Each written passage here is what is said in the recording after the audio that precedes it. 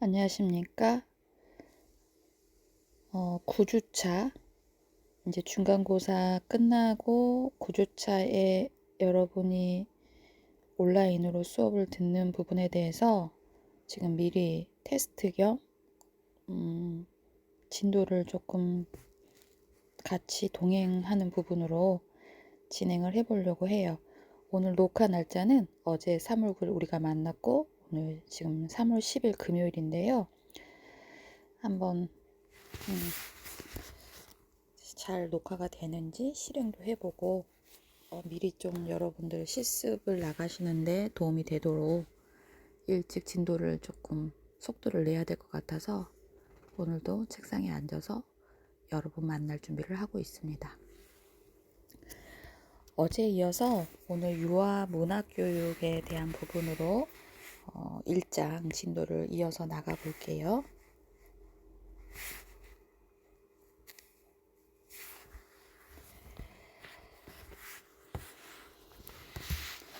제1장 유아문학의 이해 파트에서 문학의 개념에 대한 파트를 이제 시작하려고 합니다.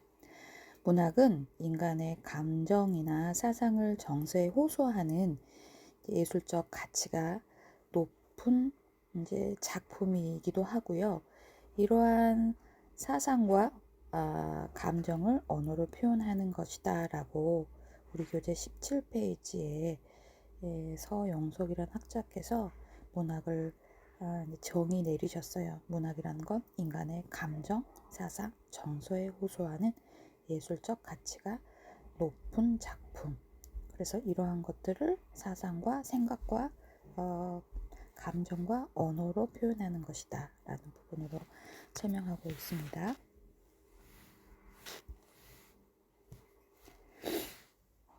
인간이 언어를 사용하는 이유는 다양하며 가장 대표적인 목적은 의사소통을 하기 위한 것이라고 하네요. 의사소통을 위한 것. 그러나 인간은 비단 의사소통만을 위해 언어를 사용하지는 않는다고 합니다. 언어를 이용하여 자신의 생각과 감정을 문학적으로 표현하고 이를 통해 심미적 아름다움을 즐기기도 하지요. 문학은 인간의 삶을 이해하고 풍요롭게 하려는 노력의 소산이고 문학이 표현하는 형식과 내용에 따라 다양한 정의가 가능하기도 합니다.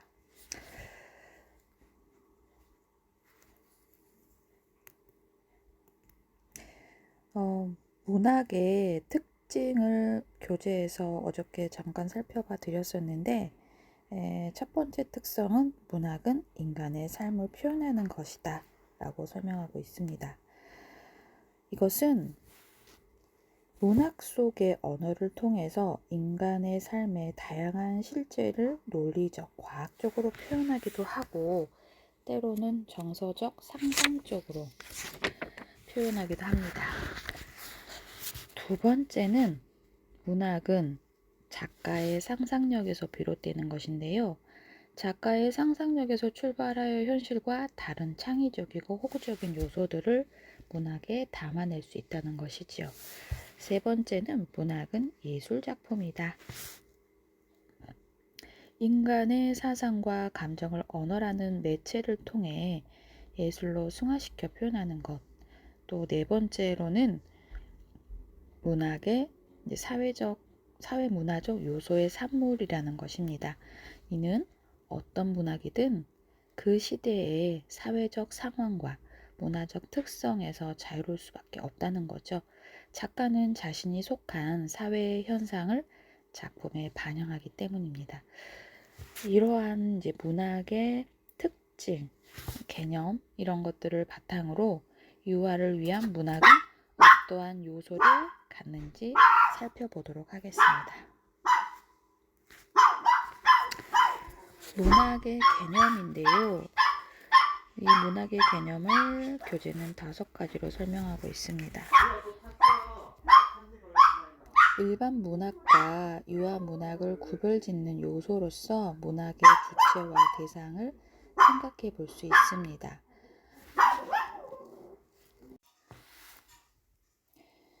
일반 문학은 성인에 의해 만들어진 성인을 위한 성인의 문학이고요. 이것은 이제 문학의 주체와 대상이 일치하는 특징을 갖습니다. 그런데 이제 유아 문학은 다양한 주체와 대상을 갖게 됩니다.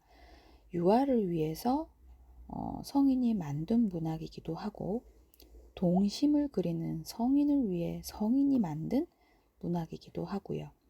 유아를 위해 유아가 만든 문학이기도 합니다. 좀 말이 어렵죠. 유아 문학은 다양한 주체와 대상을 갖는데 유아를 위해 성인이 만든 문학이기도 하고, 동심을 그리는 성인을 위해 성인이 만든 문학이기도 하고, 또 유아를 위해 유아가 만든 문학이기도 하다.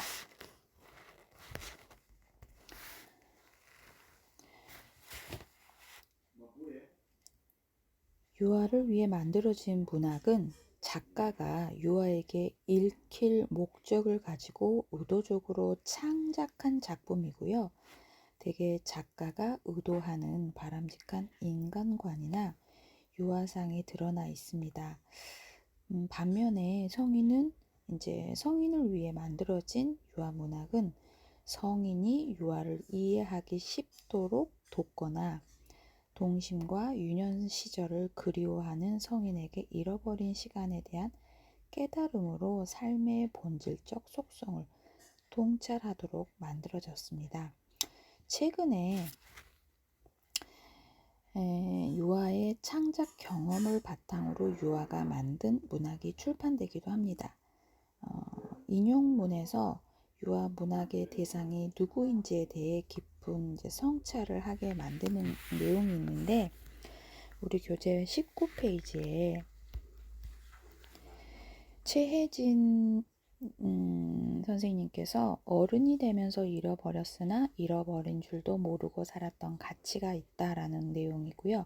그림책을 보지 않았다면 아마 한참 더 막막함 속에서 더듬거렸을 것이다. 희망, 병등, 우정, 연대, 긍정, 용기. 오늘이 행복하지 않은 수많은 어른이 간절히 찾고자 하는 지혜, 그리워하는 근원적 에너지가 실은 어린 시절 읽었던 그림책 안에 모두 담겨 있음을 깨닫고 나는 전율하였다.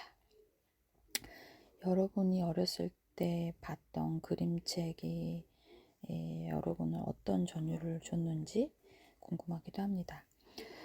공감 능력을 잃고 혐오와 조롱의 언어가 일상이 된 벌레 먹은 한국 사회를 해독할 성분이 그 안에 있는 것처럼 느껴졌다.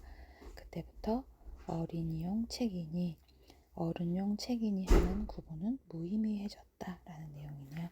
그래서 사실 그림책은 아이들만 보는 책이 아니라, 제가 어제도 보여드렸던 마음 먹기라는 그림책도 여러분한테 어떤 뭔가 그 고개를 끄덕끄덕 하셨던 학습자들이 많이 있었던 걸 어저께 느꼈거든요. 그래서 잘 가지고 왔구나, 어제 이런 생각을 했었는데, 여러분들도 조금 여러분들이 뭔가 전율까지는 아니더라도 그 뭔가 깨달음, 뭔가 즐거움, 지혜, 찾고자 하는 여러 가지의 그 답답한 마음의 소통, 창구, 그래서 그런 해독할 수 있는 그런 그림책을 한두 권은 소장하실 수 있었으면 하는 그런 여유를 가지셨으면 좋겠습니다. 일반적으로 볼 때 유아 문학은 성인이 유아를 대상으로 하여 유아의 발달을 염두에 두고 창작한 문학 작품이라고 규정할 수 있습니다. 이러한 정의를 만족시키기 위해 유아 문학은 유아의 언어로 유아의 감정과 생각을 유아의 성장 발달에 맞게 표현한 것이어야 함과 동시에 문학성과 예술성, 교육성을 갖추고 있어야 한다는 것입니다. 문학성, 예술성, 교육성. 그래서 우리 교재 19페이지에 유아 문학의 이제 그 정의에 대한 표현을 5가지로 정리를 해 놓았는데, 첫 번째가 유아 문학의 대상은 유아이다.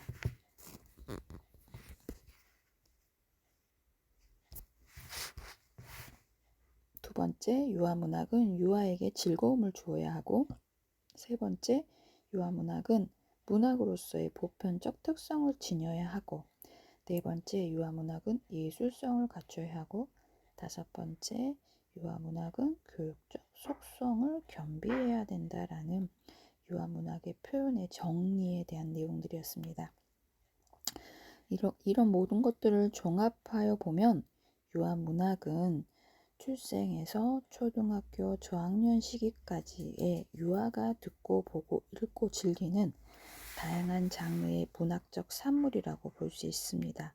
이러한 문학 작품들은 그 형식과 내용 면에서 문학성, 예술성, 교육성을 고루 갖추고 있어야 한다는 것이지요. 유아문학은 유아의 문학적 능력을 증진시키기 위한 목적을 가지고 있습니다. 여기서 유아의 문학적 능력이라는 것은 이제 이해 능력, 감상 능력, 비평 능력, 창작 능력을 말하는데, 어저께도 제가 비평 능력이라는 건 아는 만큼 보이는 조금 고퀄리티의 능력이다라는 설명을 드렸던 시간이 있었는데요. 그래서 이러한 문학적 능력의 증진을 위하여 서정숙 남규 선생님께서 문학교육의 모델을 세 가지로 언급했다고 해요. 그 첫 번째가 감심력 있는 독자 모델. 이 모델은 유아가 문학작품을 이해하는 능력과 감상하는 능력을 개발하고자 하는 것이랍니다. 2018년 제시된 개정 누리 과정 안에서 2015년 누리과정의 의사소통 영역의 변화를 보여주는 부분이 있고, 현행 누리과정의 듣기 내용 범주에 속해 있던 이야기 듣고 이해하기와 동요, 동시, 동화, 듣고 이해하기, 읽기 내용 범주에 속해 있던 여러 가지 책 읽기에 관심 가지기, 책과 이야기 즐기기, 이런 새로운 범주로 통합되었어요. 그리고 여기 교재에서는 통합될 예정이다라고 이제 안내되고 있는데, 2019 개정된 누리과정에서는 이렇게 즐기기, 뭔가 우리가 기르기가 아니다 이제 즐기기라라는, 어저께 그 내용도 제가 칠판에 써가면서 설명을 잠깐 드렸었는데, 그래서 여러분이 책과 이야기를 즐기는 그런 포커스를 맞춰서 어저께 도서를 선정해보고 그 도서를 통한 통합 접근 방법에 대한 부분으로 과제를 우리가 이제 준비해서 모의 수업을 한번 해보자. 도서도 되게 조금 잘 선정하는 시간에 대한 부분들도 우리가 정말 몇 주를 고민할 수 있는 부분인데, 이제 교재에서 안내되고 있는 부분들을 제가 해도 괜찮다라고 말씀을 드렸고, 또 센스 있는 학생 중에는 뒤에 이제 활동안을 참고해서 그대로 해도 되는지 질문을 하셨던 부분이 있었거든요. 충분히 교재를 베끼는 거는 잘못된 게 아니라, 교재를 참고해서 내가 충분히 수호하고 그것을 문어체적인 게 아니라 구어체적으로 내가 상호작용을 연습하는 것이 모의 수업이기 때문에 충분히 참고하셔도 됩니다. 그런 거를 걱정하거나 또 막 스트레스를 받거나 또 괜히 부끄러워하거나 베낀다고 잘못된 게 아니라는 거죠. 이거는 참고해서 내 거화 시키는 작업을 하는 게 모의 수업이기도 합니다. 유학이 언어 경험에서 상상과 즐거움의 요소에 대해서 더욱 강조하고 있는 부분이 있어요. 그 부분을 조금 놓치시면 안 될 것 같고요.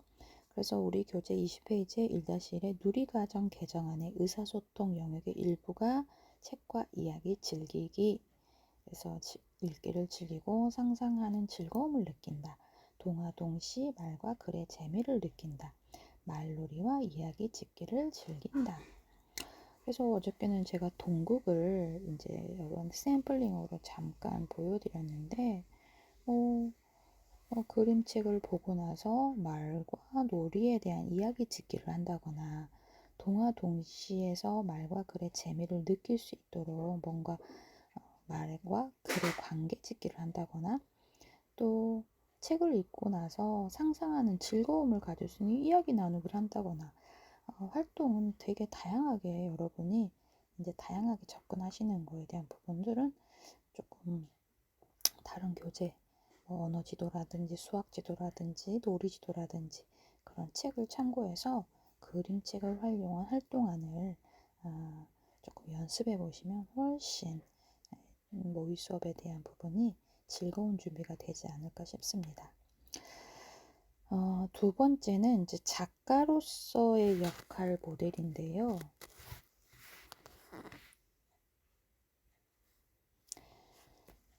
이는 성인 작가와 같은 높은 수준의 글을 요구하는 것이 아닙니다.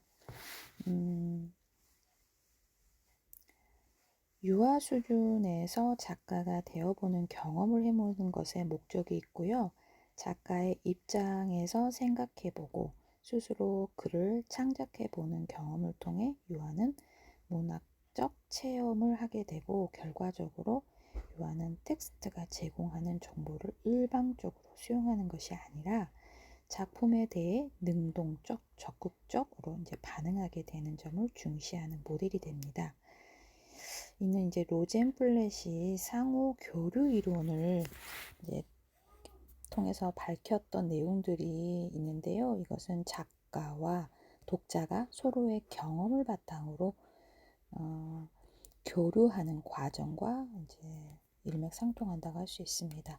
그래서 우리가 유아 언어 교육 같은 거를 수강하셨을 텐데요. 거기에 핵심은 뭐죠? 총체적 언어 접근이잖아요. 이 교재에서도 총체적 언어 접근법에 대한 내용을 잠깐 다루고 있습니다. 총체적 언어 접근법의 지도 방법 중 사전 이야기 짓기, 중간 이야기 짓기, 후속 이야기 짓기, 단어가지 만들기, 저널 쓰기, 작가나 주인공에게 편지 쓰기.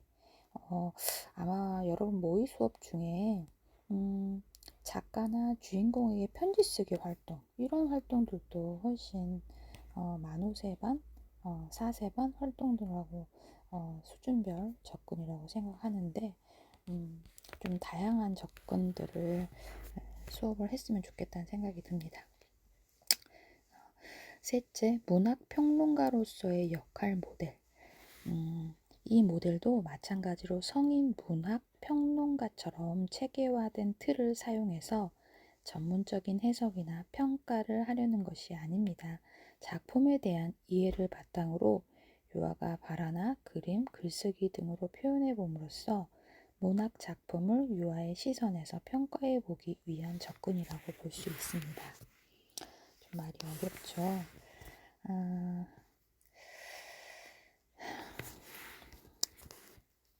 제가 왜 한숨을 쉬었냐면 이런 현장에 나가서 여러분들이 뭐 문학평론가로서 작가로서의 역할 모델 또 감식력 있는 독자 모델 이런 거를 아이들한테 뭐 이렇게 기본적인 이제 뼈대를 알고 이제 동화책을 선정하거나 이런 부분에서 여러분의 에너지가 될 수 있는 실력이 될 수 있는 근거가 된 부분이 있겠지만 이거를 막 달달달 애우게 하는 게 맞나? 라는 제 나름의 교육 철학. 현장에 나가서 여러분이 좀 자신감 있게 쓸 수 있는 그런 부분들을 훈련시키는 게 더 효과적이지 않을까. 이런 딜레마에 잠깐 제가 머릿속에 스쳐가서 시험을 위한 강의를 해야 되는 것이 좀 안타깝다는 생각이 들기도 해요. 지금 이제 중간고사 끝나고 여러분이 온라인 수업을 들으셔야 되는 부분이 있는데 될 수 있으면 빨리 여러분들 4월에 마무리할 수 있도록 지금 3월부터 제가 속도를 내다 보니까 이제 1장에 대한 1, 2장에서 시험을 좀 될 수 있으면 내야 되겠다라는 생각을 하고 있다 보니까 1장의 범위를 축소시켜 드리는데 좀 빡빡하지 않을 수 있겠다라는 생각이 들어서 고민이 많아요. 세 번째, 유아 문학교육의 접근인데요. 유아 문학교육을 위한 접근 방법은 크게 다음에 두 가지로 나눕니다. 텍스트 중심의 문학교육 접근법과 학습자 중심의 문학교육 접근법이 있는데요. 텍스트 중심 문학교육 접근법은 문학 작품 자체의 형식적인 요인에 중점을 두어 자세한 읽기를 통해 문학 작품의 구조와 문학적 요소를 의미하고 감상하며 있는 그대로를 해석하고자 하는 부분입니다. 이는 문학을 통해 얻을 수 있는 정보와 지식 위주의 교육 방법이라고 할 수 있습니다. 그래서 텍스트 중심의 접근에서 유아는 수동적으로 문학 작품에 반응하게 되기 때문에 유아의 자발성이나 창의성 증진과는 좀 거리가 멀다고 할 수 있습니다. 두 번째는 학습자 중심의 문학교육 접근법으로 작품이 주는 감동이나 미적 체험이 반드시 작가의 의도와 일치하지 않음을 허용하는 접근법입니다. 독자의 고유 경험과 작가의 의도가 교류한다는 독자 반응 이론이고요. 문학은 학습하는 것이 아닌 경험하는 것임을 보여주는 것입니다. 따라서 학습자 중심의 문학교육 접근법은 문학을 본문이 아닌 작품으로 보고 해독이 아닌 환기와 반응으로 보고 정보 추출적 읽기가 아닌 심미적 읽기를 통해 느끼고 지각하는 것을 강조한다고 할 수 있습니다. 만약 강아지를 기르는 법을 알기 위해 책을 읽는다면 이는 지식을 얻기 위한 정보 추출적 읽기가 된다는 것입니다. 그러나 그림책 읽기나 시를 읽을 때 주인공과 동일시하거나 이야기 속에 들어가 실제적으로 경험하는 과정이 포함되기 때문에 심미적 읽기가 된다는 것이지요.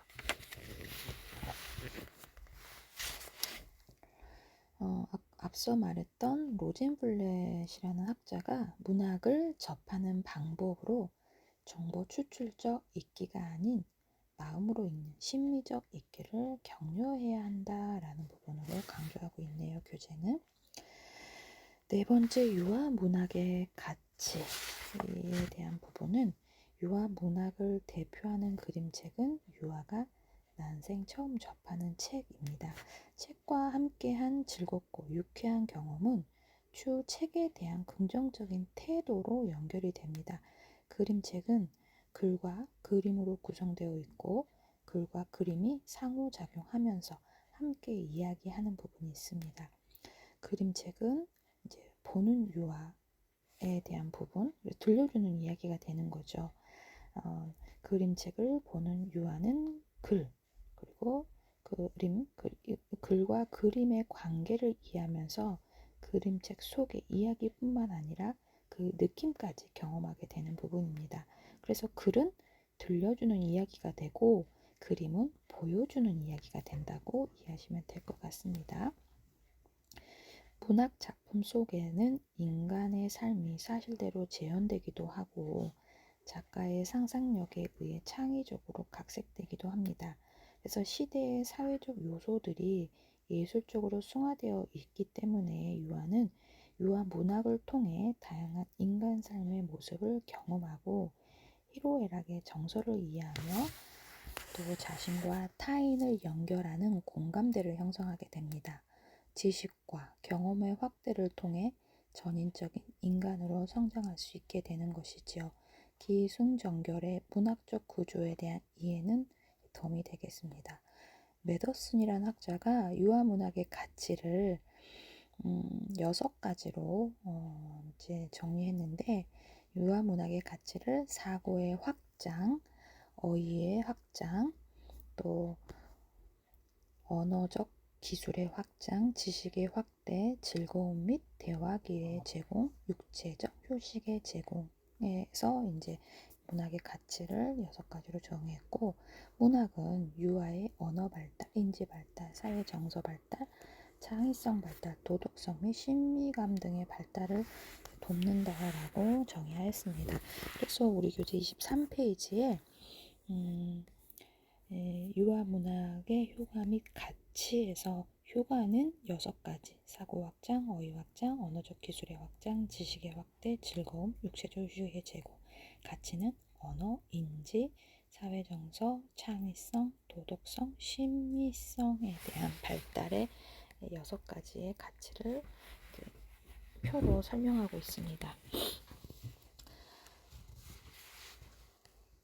유아 문학의 교육적 가치를 8가지로 어제 PPT로 잠깐 살펴봤었는데 그 첫 번째가 문학적 경험은 유아에게 즐거움을 준다라는 부분입니다.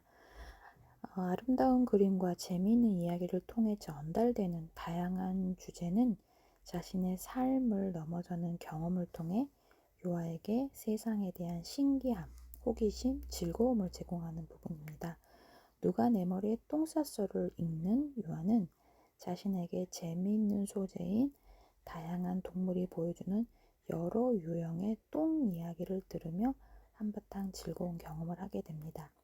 이러한 경험은 유아로 하여금 책 읽기에 대한 흥미를 갖게 하고 주인공에 대한 감정이입을 통해 자신의 삶과는 다른 세상을 경험하게 하여서 책 읽기에 대한 동기를 갖게 되는 부분이 있습니다.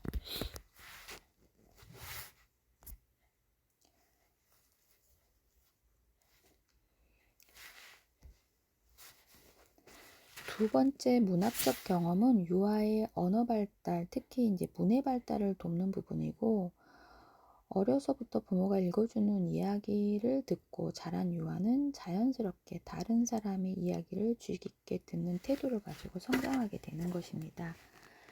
양질의 문학 작품을 다양하게 경험하는 유아는 문학의 이야기 구조를 익혀서 이야기의 논리적인 흐름과 결말을 예견하는 능력을 갖추게 됩니다. 좋은 문학은 언어의 심장부이기 때문에 유아의 읽고 쓰는 능력의 발달에도 지대한 영향을 미친다고 합니다. 세 번째가 이제 문학적 경험은 탈중심화를 통해서 인지 발달을 돕는다는 것입니다. 자기 중심적에서 이제 타인 중심적으로 간다는 것이죠. 사회성이 이제 생기는 부분이 있겠죠. 동화 속 주인공의 삶을 이해하고 주인공의 정서에 감정이입하게 되면 유아는 타인의 입장이 되어 생각하는 조망 수용 능력을 발달시키게 되는 부분이 있습니다.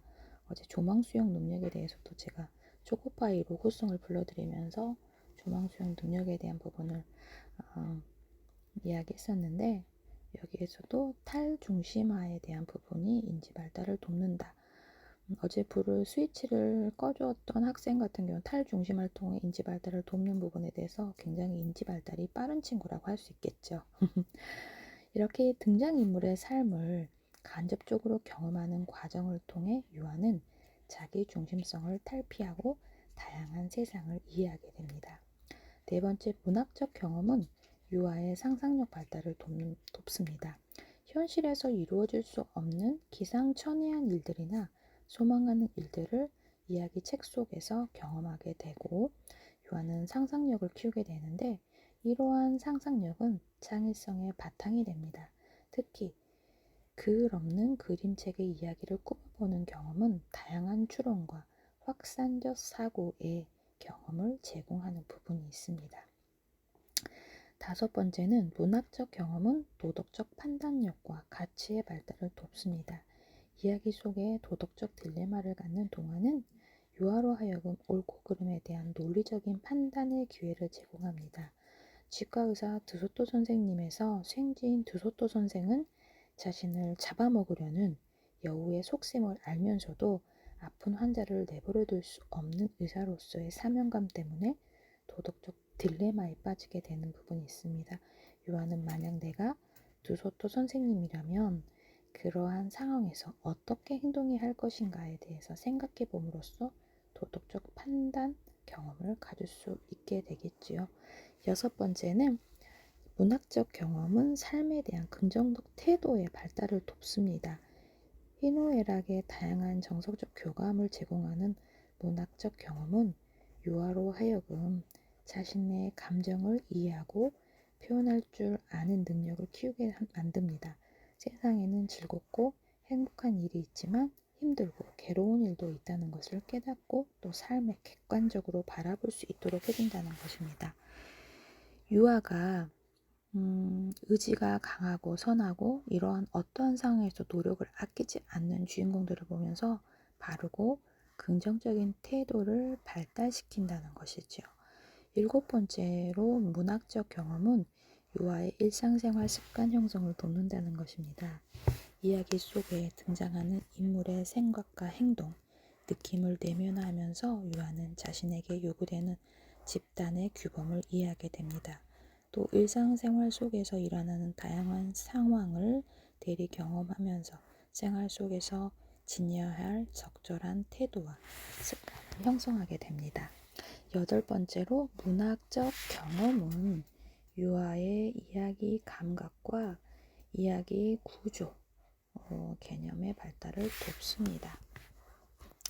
다양한 이야기책을 접한 유아는 사건의 기승전결과 같은 논리적인 구조를 쉽게 이해하며 스스로 창의적인 이야기를 구성하는 능력을 발달시킨다는 것입니다.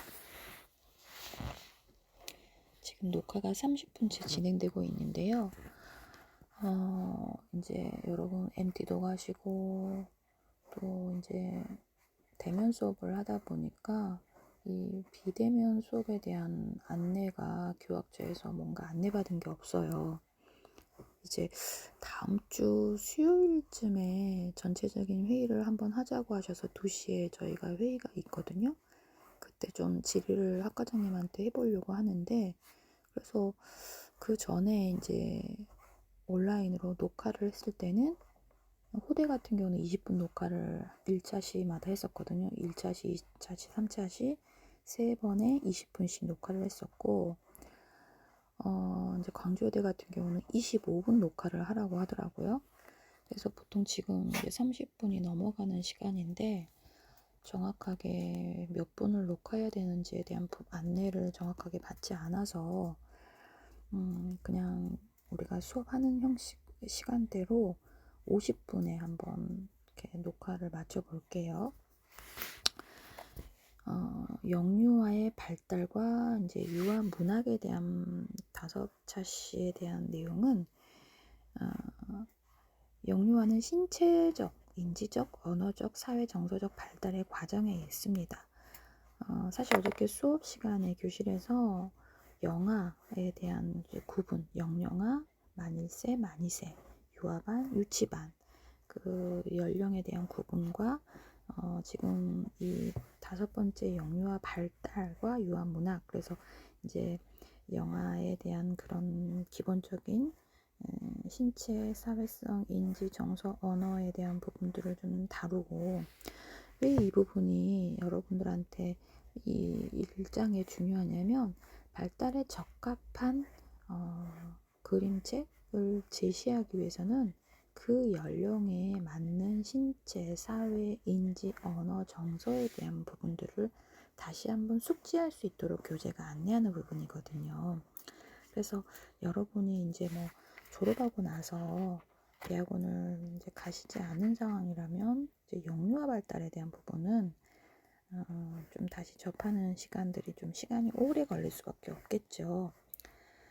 그래서 영아에 대한 이야기가 25페이지에 이제 시작을 합니다. 그래서 어저께 좀 더 자세히 다뤄주고 싶었는데 막 준비한 그림책도 막 2-3권 보여줘야 했고 과제 안내도 해야 됐고 진도도 나가야 됐고 어저께 쉬는 시간 한 번밖에 안 가졌는데도 불구하고 조금 막 쫓기듯이 바빴어요.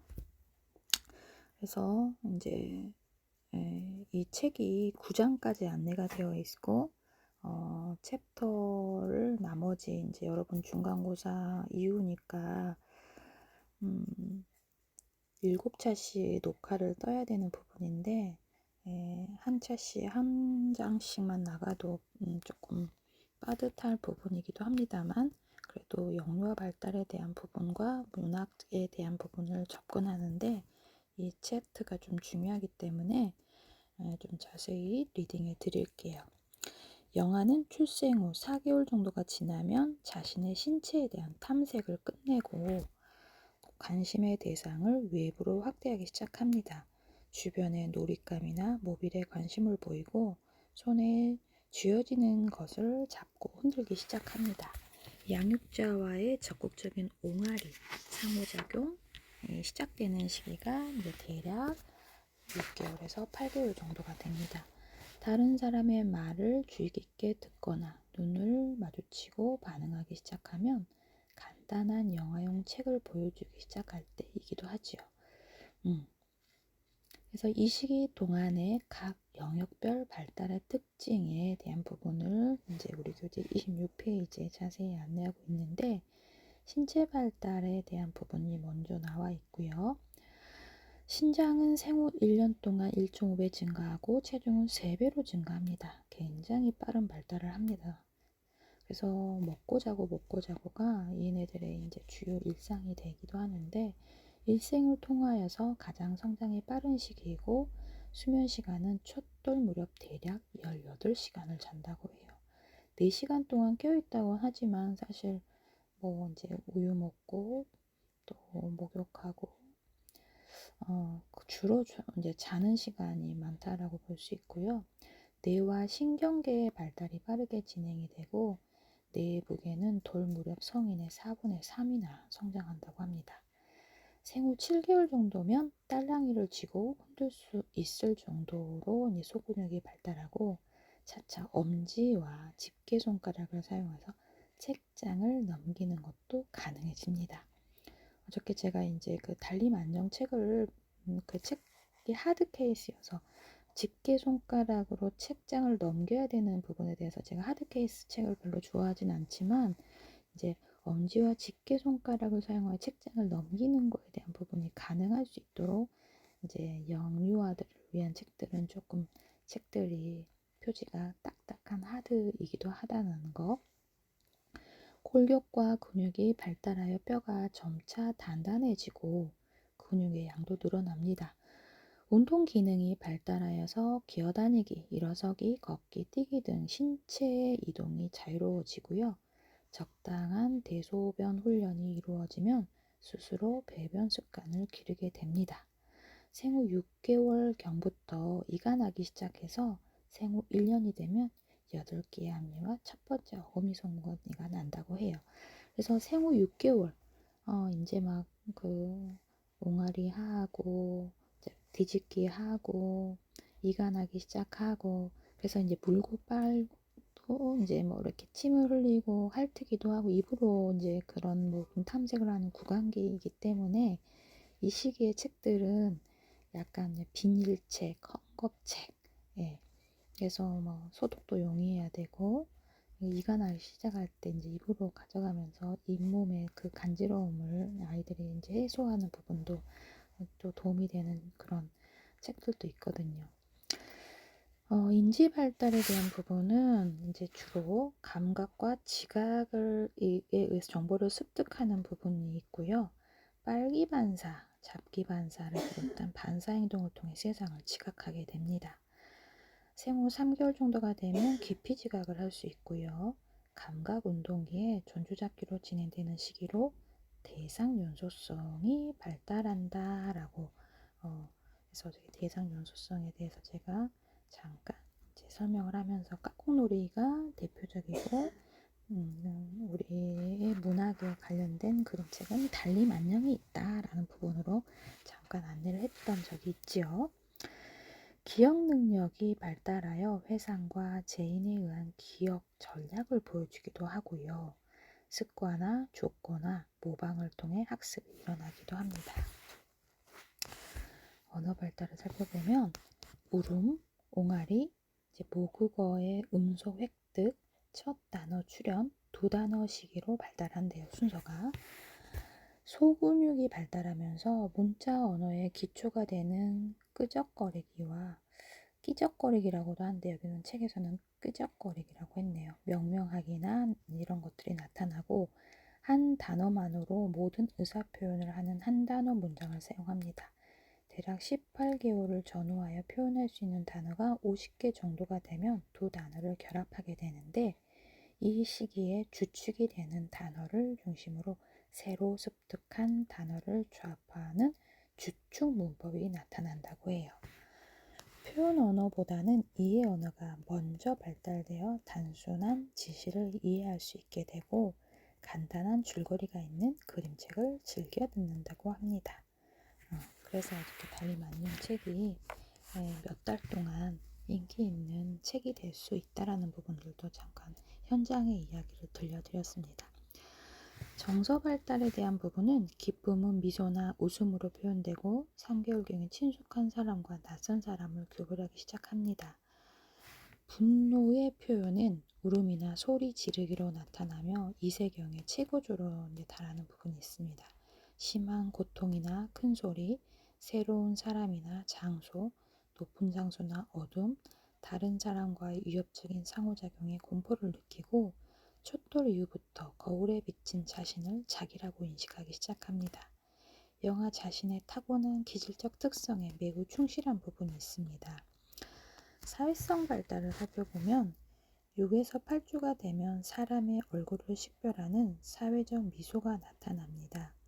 주 양육자와의 애착이 형성되면서 낯가림과 분리불안이 나타나고요. 15에서 18개월 정도가 되면 자기 주장이 강해져서 타인의 요구를 쉽게 수용하지 않습니다. 또래와 함께하는 놀기보다는 이제 혼자 놀이가 많이 나타나고 자기중심적 사고의 시기이기 때문에 그렇습니다. 양보와 차례 지키기는 이루어지기 어렵죠. 그래서 사회성 발달은 만 2세부터 가능하다라고 볼 수 있습니다.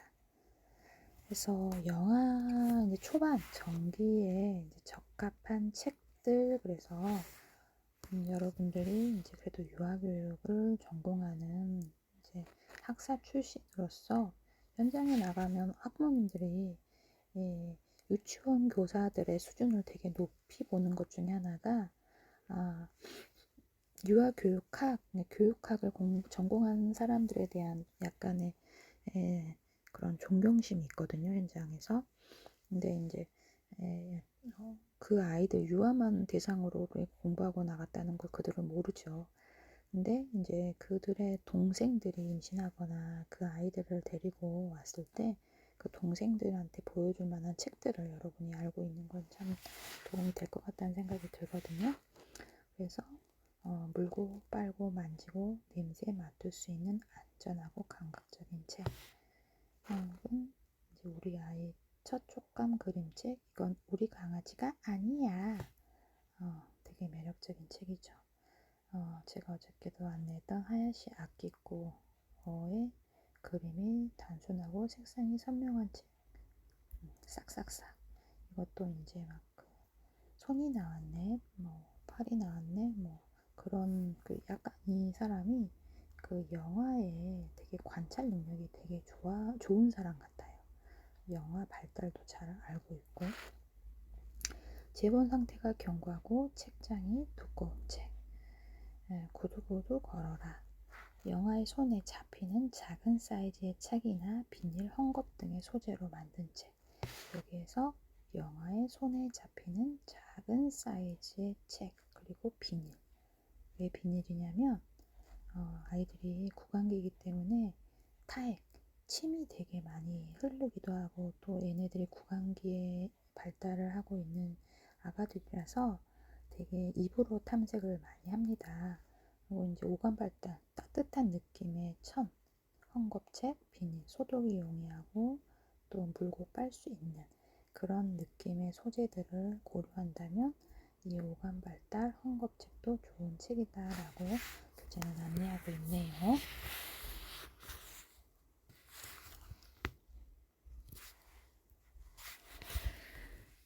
펼치면 튀어나오거나 접힌 뒷면이 무언가가 있는 책, 그런 책도 되게 좋아요. 물리적인 힘을 가했을 때 뭔가 이렇게 반응을 보이는 책도 좋고요. 소리나는 책, 사운드북, 접힌 뒷면에서 무언가 찾아내는 형식으로 만들어진 놀잇감, 애플비의 미니 팝업북 세트, 또 스스로 배변 습관을 형성하여서 하는 그런 내용의 책, 끙끙 응가하자 끙끙. 이 책도 되게 현장에서 배변 훈련 기저귀를 떼야 되는 시기에 영아들한테 되게 인기 있는 책입니다. 큰 그림, 대조적 색상의 패턴이 있는 책, 크고 작음. 그래서 이제 흑백, 원색의 색깔, 기본 패턴, 다양한 모양 그림을 통해서 영화의 시각을 자극하는 그림이라고 할 수 있습니다. 책이 컬러여서도 좋지만 여러분한테 되게 좀 자세하게 안내가 되어 있어서 이 교재 참 좋은 책 같아요. 제가 이제 여러분이 실습도 나가셔야 되고 좀 다양한 책을 섞어서 강의를 하다 보니까 꼭 그 주교재를 꼭 사라고는 안 하는 부분이 있는데 어저께 보니까 교재를 많이 준비하셨더라고요. 대상 연속성에 대한 관련된 책들이 또 안내가 되고 있는데요.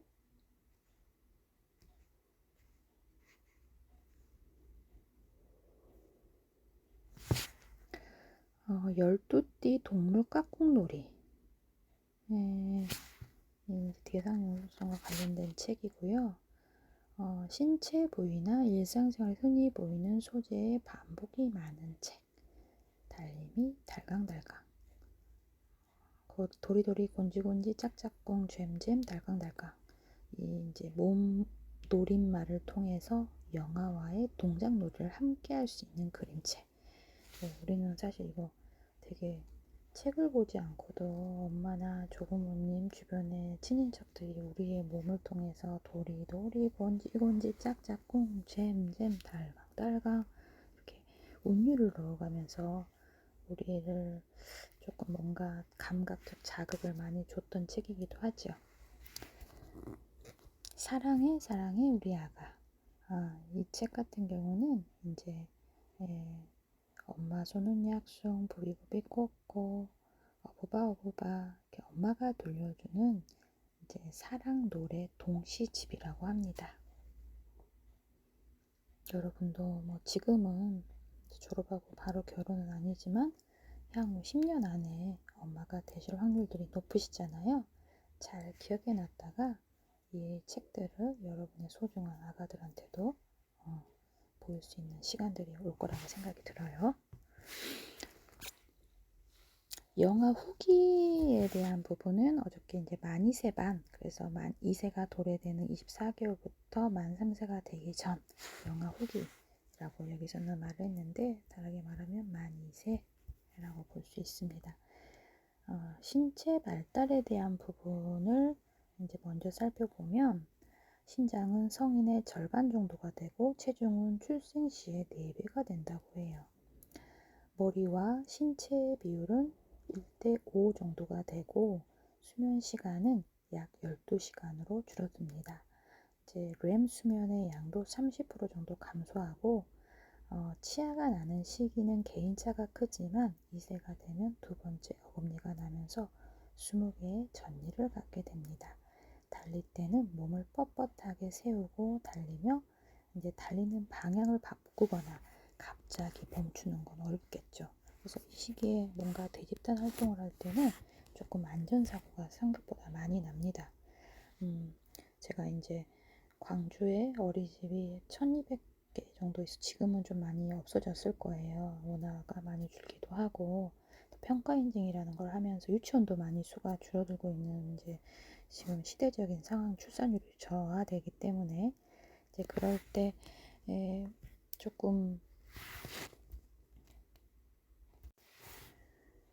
그래서 현장에 안전교육을 이제 의무적으로 보건복지부에서 하라는 그 교육을 제가 2, 3년 동안 맡아서 했는데 거기서 데이터가 만 2세 반이 안전사고가 1세, 2세, 3세, 4세, 5세 중에 안전사고가 가장 많은 반이 만 2세 반이에요.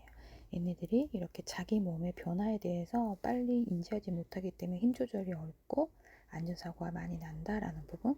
그래서 이제 원장님들한테 안내를 할 때 반편성을 할 때 초행교사한테 만 2세 반을 주면 그 선생님이 죄송합니다 하고 사고에 대한 보고를 이야기하지만 그 선생님의 온전한 잘못보다도 만 2세 반의 특성상 사고가 많이 날 수 있는 연령이기 때문에 경력이 많은 선생님을 세팅하시는 게 좋다라는 안내를 하기도 합니다.